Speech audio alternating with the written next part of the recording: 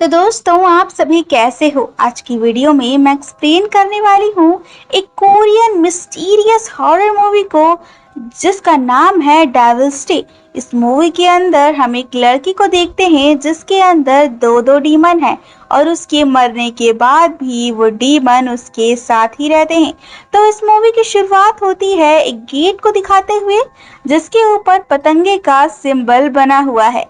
अब यहाँ पर उस कमरे के अंदर सोमी नाम की टीनेजर लड़के का एग्जॉर्सिज्म चल रहा है और बाहर सोमी की माँ और उसका छोटा भाई बहुत बुरी तरीके से डरे हुए थे। अब यहाँ पर हम सोमी के फादर से मिलते हैं जो कि बाहर ही थे और अंदर थे सोमी और उनका एग्जॉर्सिज्म परफॉर्म करने वाले प्रीस्ट वान।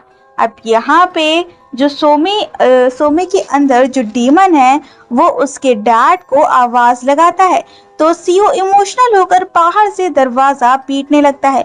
जब दरवाजा नहीं खुलता तो वो दरवाजे को तोड़ने ही लगता है और पूरे घर में होने लगती है पैरानॉर्मल चीजें। एंड में जब फाइनली दरवाजा खुलता है तो वान सीओ को बोलता है कि फाइनली एग्जॉर्सिज्म खत्म हुआ।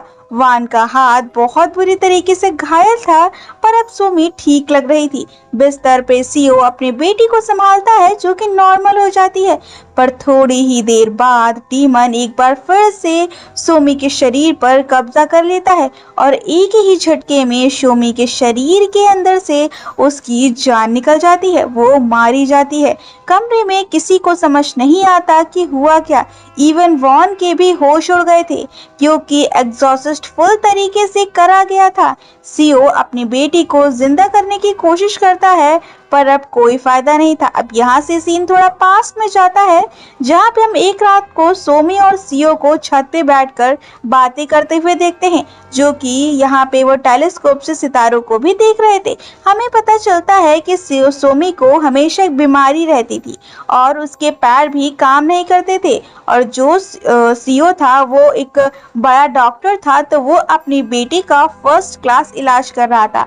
सोमी को सितारों का बड़ा शौक था बट वो जानती थी कि वो ज्यादा दिन तक जिंदा नहीं रह पाएगी, लेकिन उसके फादर उसे प्रॉमिस करते हैं कि वो सितारों से भी लंबी उम्र उसको देंगे। जिसके बाद अब यहाँ से सीन कट होकर प्रेजेंट टाइम में आता है जहाँ पर हम देखते हैं कि सोमी की डेड बॉडी को देखकर एक डॉक्टर सियोन को बताता है कि सियोन की मौत का रीजन दिल का दौरा था जो इसीलिए पड़ा क्योंकि 4 महीने पहले ही सोमी की हार्ट सर्जरी हुई थी।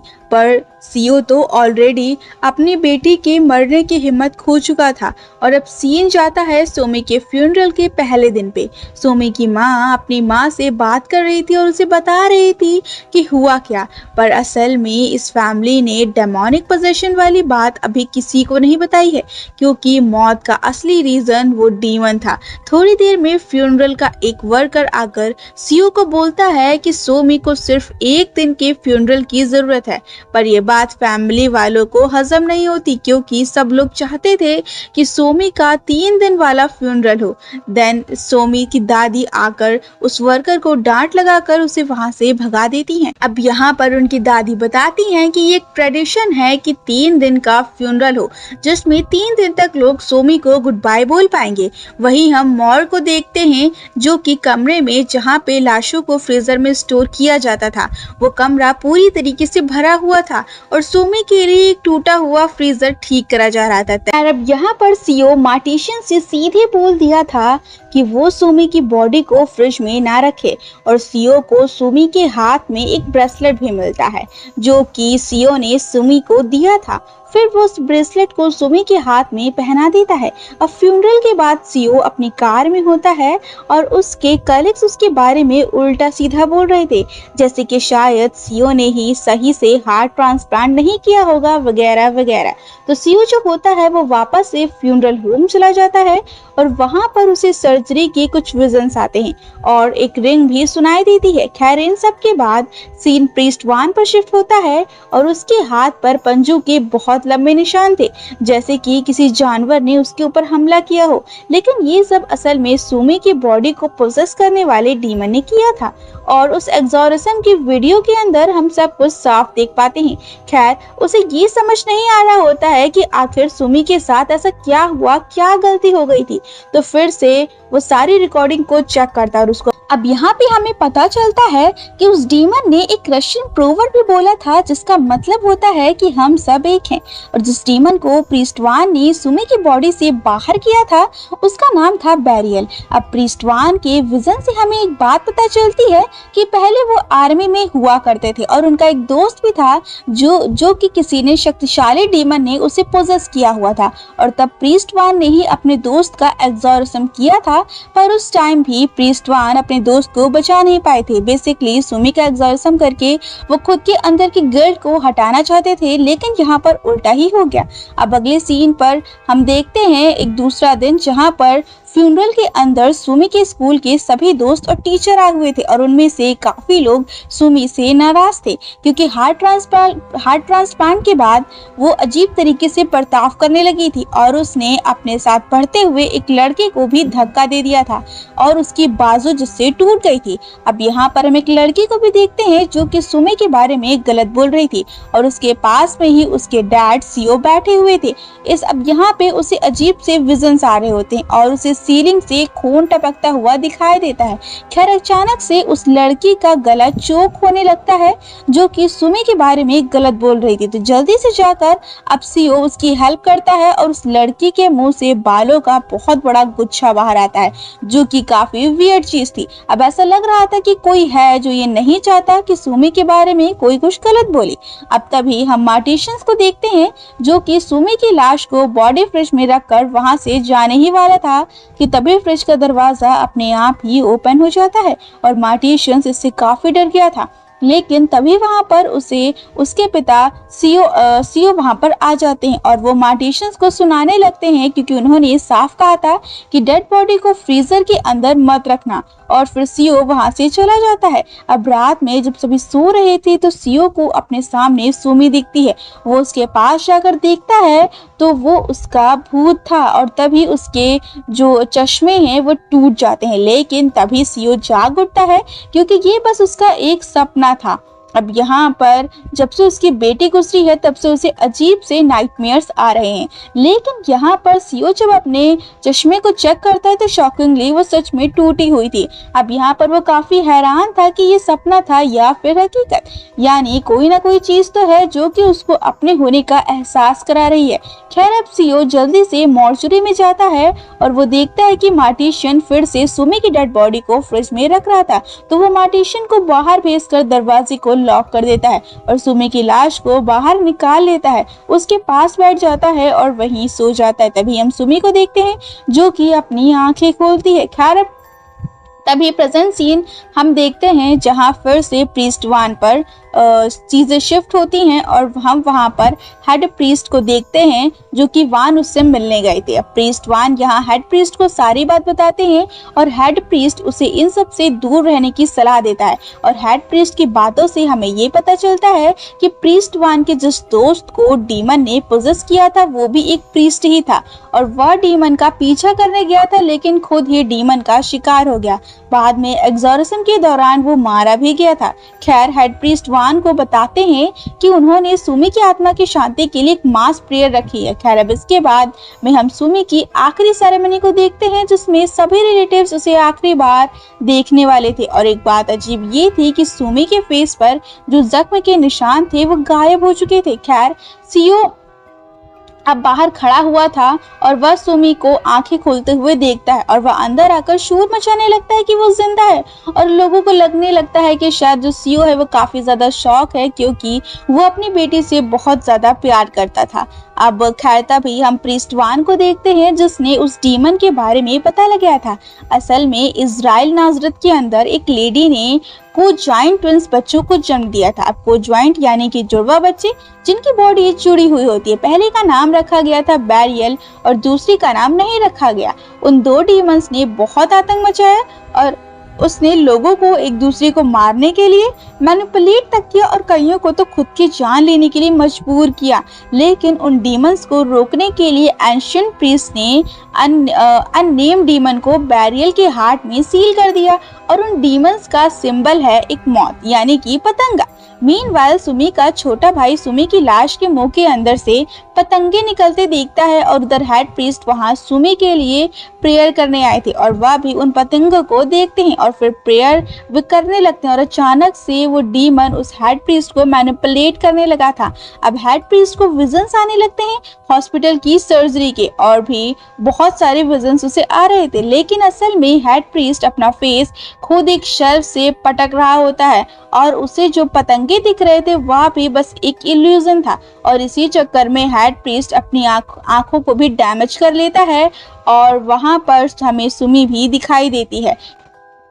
खैर अब यहाँ पर सेम वैसा ही हो रहा था जैसे कि किताब में बताया गया था कि वो डीमन एक दूसरे को मरवाता है और अगर ऐसा नहीं होता तो वो अपनी जान खुद लेने को मजबूर हो जाते हैं। सेम चीज यहाँ पर भी हो रही थी। खैर अब वहाँ प्रीस्ट वन भी आ चुके थे और वो हेड प्रीस्ट को देखते हैं और उनके पास जाने लगते हैं। अब हेड प्रीस्ट उसे ये कहते हैं कि प्रीस्ट वन को उस डीमन को हराना होगा और अगले ही पल वो डीमन हेड प्रीस्ट के जरिए प्रीस्ट वन को धमकी देता है। खैर अंदर सीओ बेकाबू हो गया था तो उसकी वाइफ जेसिका उसे थप्पड़ मारती है और उसे शांत रहने को कहती है। तभी प्रीस्ट वन मॉर्चरी में जाते हैं और वो मार्टिशन को बाहर जाने के लिए बोलते हैं। फिर वह सुमी की लाश पर होली वाटर स्प्रिंकल करता है और तभी वह मार्टिशन जाकर ये बात सीओ और जेसिका को बता देता है और वो दोनों जल्दी ही वहां पर आ जाते हैं। अब प्रीस्ट वन को वहां देख सीओ उसे मारने लगता है, लेकिन तभी जेसिका सीओ को आकर सुमी को देखने के लिए कहती है जिसकी बॉडी पर एक काला सा निशान हो रहा था, अब जो कि उस डीमन की प्रेजेंस को इंडिकेट करता है और वो डीमन सुमी के हार्ट में मौजूद था क्योंकि वहां का जो हिस्सा था वो काफी काला हो चुका था। और दोस्तों अब यहाँ पर आता है एक नया ट्विस्ट। अब प्रीस्ट वन सीओ से पूछते हैं कि सुमी की सर्जरी के लिए हार्ट कहाँ से आया था, क्योंकि जिसका भी वह हार्ट है उसकी बॉडी के अंदर वो डीमन मौजूद था और अब वह डीमन सुमी के अंदर भी है और डीमन को खत्म करने के लिए उन्हें सुमी की बॉडी को जलाना पड़ेगा। अब यहाँ पर अगर आपने मूवी को शुरुआत से ध्यान से देखा होगा तो जब से उसका हार्ट ट्रांसप्लांट हुआ था तब से उसके साथ अजीब चीजें होने लगी और डीमन ने उसके शरीर पर कब्जा कर लिया था। अब आगे हम देखते हैं कि उसमें जो प्रीस्ट वन है वो बताते हैं कि अगर उसकी बॉडी को जलाया नहीं गया तो तीसरे दिन बीत जाने के बाद में वो डीमन आज़ाद हो जाएंगे और भी ज़्यादा वो ताकतवर हो जाएंगे और उनको कोई रोक भी नहीं पाएगा। अब जैसे ही सीओ यह बात सुनता है वो सीधा मना कर देता है क्योंकि वह सोच रहा था कि सुमी अभी भी जिंदा है और हमें पता चलता है कि सीओ को वो हार्ट एक लड़की से मिला था जिसकी बॉडी बुरी तरीके से जल चुकी थी और उसकी आंखें भी अजीब थी। अब प्रीस्ट वन की बात सुनकर सीओ सीधे हॉस्पिटल जाता है और अपने दोस्त और सर्जन को मारने लगता है क्योंकि उसने ही वह हार्ट अरेंज करवाया था और अपने दोस्त से उसको पता लगता है कि वह हार्ट असल में एक रशियन लेडी की बेटी का था। फिर सीओ बिना देरी के सीधे उस लेडी के पास जाता है और वह किसी तरह का कल्ट था और वहां पर हर किसी के हाथ पर पतंगे का टाटू था और या ये कहें कि ये जो निशान है वो उस कल्ट के लोगों का एक सिंबल है, डीमन का सिंबल है। अब सीओ को वहां देखते ही जो वहां के बॉडीगार्ड्स होते हैं वो उसे मारने लगते हैं और उसे बेहोश कर देते हैं। फिर जब उसकी आंख खुलती है तो उसके सामने वही रशियन लेडी थी जो कि असल में उस कल्ट की लीडर थी। अब यहाँ पर वो सीओ को बताती है कि कैसे उसने बैरियल और उसके भाई यानी कि उसी डीमन को अपनी बेटे के बॉडी में शमन किया था। अब यहाँ पे बैरियल के भाई को बैरियल के हार्ट में ही सील कर दिया गया, तो बैरियल और उसके भाई ने उसकी बेटी के हार्ट में रहने का डिसाइड किया, लेकिन रशियन ऑर्थोडॉक्स चर्च के जो मेंबर्स है वो वहां पर आए और उन्होंने आग लगा दी जिसके अंदर उसकी बेटी जल गई और वो जो डीमन थे वो ऐसे जली हुई बॉडी के अंदर कमजोर थे और वह खुद भी उन सब में जल गए थे। अब तभी सीओ की बेटी के बारे में उसे पता लगता है जिसको हार्ट की दिक्कत है और इस रशियन लेडी को ये बात भी पता थी कि सीओ अपने बेटे के लिए कुछ भी कर सकता था एंड उसने अपनी बेटी से वादा किया था कि वह उसको कुछ नहीं होने देगा। तभी बाहर हम प्रीस्ट वान को देखते हैं जो कि सीओ का पीछा कर रहा था और वह भी उसी जगह पर पहुंच जाता है जहां पर ये कर था और वह उन बॉडीगार्ड्स को मारकर बेहोश कर देता है और वह रशियन लेडी सीओ को मारने ही वाली थी, लेकिन प्रीस्ट वान वहां पर आकर बाइबल के वर्सेस को चैंट करने लगता है और वो रशियन लेडी कमजोर होने लगती है और ये चीज इस बात को इंडिकेट कर रही थी कि वह रशियन लेडी भी किसी तरह के सैटन या फिर डीमन से जुड़ी हुई है। खैर मरने से पहले वो दूसरे डीमन का नाम बता कर जाती है और यहाँ पर दूसरी जो डीमन था उसका नाम था ईगामेल। खैर अब इसके बाद सीओ सीधे ही सुमी के पास चला जाता है और जब उसके पीछे पीछे प्रीस्ट वान जा रहा था तो वह डीमन उसको मैनिपुलेट करने लगता है और वह उसे उसके ही पास्ट विजन्स को दिखाने लगता है। फिर वान के दोस्त का रूप लेकर उस पर हमला भी करता है, लेकिन प्रीस्ट वान अपने फेथ को कमजोर नहीं होने देता और उसके मैनिपुलेशन से बाहर निकलता है और यहाँ पर ईश्वर पे भरोसा करना उसका एकमात्र रास्ता था जिससे वो इन डीमन से दूर रह सके। अब यहाँ पर दूसरी तरफ हम देखते हैं कि सभी लोग सुमी के कॉफिन को क्रिमेशन के लिए लेकर जा रहे थे कि अचानक से बाहर निकलते ही जो कॉफिन है वो बहुत भारी हो जाती है कि उनसे उठाया भी नहीं जाता। फिर वहां पर सीओ भी आ जाता है और वह कॉफिन को तोड़कर सुमी को बाहर निकाल लेता है और तभी सभी लोग सीओ को पकड़कर शांत करने की कोशिश करने लगते हैं और वहां पर प्रीस्ट वान भी आ जाता है जो कि सुमी पर एग्जॉर्सम करने लगता है और अब उसे दूसरे डीमन का नाम भी पता था। अभी प्रीस्ट वान एग्जॉर्सम कर ही रहे थे कि पीछे से सीओ उस पर हमला करने लगता है। जैसा कि आप जानते हैं कि ये डीमन सभी को मैनिपुलेट करता है और तभी सुमी की बॉडी हवा में अचानक से लेविटेट करने लगती है। अब ये सब तो वो डीमंस कर रहे थे और हम उस रशियन लेडी की चली हुई बेटी के रूप के अंदर उन डीमंस को देख पाते, यानी कि बैरियल को और ईगाबेल को। अब अचानक से ये डीमन सुमी की बॉडी को नीचे पटक देता है, लेकिन वो नीचे गिरती नहीं है बल्कि गायब हो जाती है। अब सीओ सुमी की आवाज का पीछा करते हुए मॉर्चरी के अंदर जाता है और ऐसे ही वह बेसमेंट तक पहुंच जाता है और वहां पर उसे पतंगों से कवर हुई सुमी की बॉडी मिलती है। अब यहाँ सुमी की स्पिरिट सीओ से हेल्प मांगती है और वह डीमन फिर से सीओ को विजन दिखाने लगता है और जब वो सुमी की बॉडी के पास जाता है तो वह डीमन उसे उठाकर दूर फेंक देता है। बेसिकली ये सब उसका छलावा था। खैर अब हम तभी वहाँ पर प्रीस्ट वान को भी देखते हैं और वो सीओ से ये कहता है कि उससे उसके साथ प्रेयर्स करनी पड़ेगी क्योंकि वो उसकी बेटी नहीं है बल्कि वो डीमंस है जो कि उसके रूप में आकर उसे मैनिपुलेट कर रहे हैं। अब सीओ भी इस चीज़ को समझता है और वह प्रीस्ट वान के साथ प्रेयर्स करने लगता है। वो डीमंस भी उसको डराने की कोशिश कर रहे थे क्योंकि प्रीस्ट वान को मैनिपुलेट करना इतना आसान नहीं है। तो वो जो प्रीस्ट की जो बाजू है जहाँ पर उसको चोट लगी थी वो उसे ताज़ा कर देता है और वो सीओ के विजन्स के जरिए उसे मैनिपुलेट करके प्रीस्ट वान के ऊपर हमला करने के लिए मजबूर करता है। लेकिन सुमी की स्पिरिट सीओ को होश में आने के लिए कहती है क्योंकि कहीं ना कहीं उसकी स्पिरिट भी चाहती थी कि वह आज़ाद हो जाए, आफ्टर लाइफ में चली जाए और सीओ अब होश में आ जाता है। लेकिन अब कोई फ़ायदा नहीं था क्योंकि वह डीमंस प्रीस्ट वान के ऊपर हमला करके उसे बेहोश कर चुके थे। फिर वह डीमंस सुमी की बॉडी पर कंट्रोल करके सीओ के ऊपर हमला करने आते हैं और वह उसको सभी विजन्स दिखाते हैं जिसके अंदर वह वीक हो सकता था। अब तभी फिर से वो सीओ के हार्ट के अंदर स्पेशल सर्जिकल नाइफ को स्टैब कर देते हैं, यानी कि स्कैल्प को, और वो डीमन सुमी की बॉडी को छोड़कर सीओ की बॉडी में आ जाते हैं उस जो सर्जिकल नाइफ था उसके ज़रिए। और हुआ ऐसा है कि प्रीस्ट वान ने बैरियल को सुमी की बॉडी से निकाल दिया था क्योंकि वो उसका नाम जानते थे, लेकिन ईगाबेल अभी भी उसकी बॉडी के अंदर ही था और एक दूसरे के बिना वह आज़ाद नहीं हो सकते थे और इसीलिए उन दोनों ने सीओ की बॉडी को चूज़ किया क्योंकि उस पर कोई भी एग्जॉर्सम नहीं हुआ था, तो वह दोनों ही उसकी बॉडी को पोजेस कर सकते थे। और इस पूरे टाइम ईगाबेल ने ही सुमी के हार्ट बीट को रोक कर रखा था ताकि सीओ सुमी की बॉडी को जलाए ना और बैरियल के लिए एक नई बॉडी ढूंढने के लिए उन्हें टाइम मिल सके। खैर अब यहाँ पर सीन शिफ्ट होता है और बेसमेंट के अंदर सीओ की बीवी जेसिका आती है, लेकिन वहाँ पर सीओ नहीं था और जेसिका देखती है कि सुमी की हार्ट बीट चल रही है। तो सोमी और प्रीस्ट वान को अब हॉस्पिटल के अंदर एडमिट किया जाता है। फिर जब प्रीस्ट वान की आंख खुलती है तो वह सीलिंग पर पतंगे देखता है और वह सीधे छत पर जाता है। वो छत पर सीओ को देखता है और प्रीस्ट वान उससे कहता है कि वह उसकी हेल्प कर सकता है, लेकिन सीओ को पता था कि अगर वह डीमंस आज़ाद हो गए तो उसका परिवार भी खतरे में आ सकता है और पूरी दुनिया भी खतरे में होगी। वह छत से नीचे कूद जाता है क्योंकि वो समझ गया था कि उसके अंदर डीमन आ चुका है, और वह सीधे एक कार पे जाकर गिरता है, जिसकी वजह से उस कार का फ्यूल पाइप टूट गया था और वह डीमन बहुत ही ताकतवर थे। तो सीओ लाइटर से आग जलाता है, जिस वजह से कार में आग लग जाती है और सीओ आग में जलकर मर जाता है। और वो डीमंस फिर से वापस में नर्क में चले जाते हैं, क्योंकि वह डीमंस इतने स्ट्रांग नहीं थे कि बिना हार्ट के सरवाइव कर पाए, क्योंकि इनको हार्ट के अंदर ही सील किया गया था। अब यहाँ पर कहानी कुछ महीने बाद शिफ्ट होती है और अब सुमी ठीक हो गई थी और सीओ की वो लोग फ्यूनरल पर गए हुए थे। अब वहाँ पर वो अपने माँ और अपने भाई के साथ वहाँ पर गई हुई थी, जहाँ पर उसे प्रीस्ट वान भी मिलने आए थे। और सुमी का कहना था कि उसके पिता ने अपना वादा निभाया, लेकिन उसे ये अच्छा नहीं लग रहा क्योंकि उन्होंने उसकी जान बचाने के लिए अपनी जान की कुर्बानी दी थी। तो प्रीस्ट वान बताते हैं कि उसके पिता सुमी के लिए कुछ भी कर सकते थे।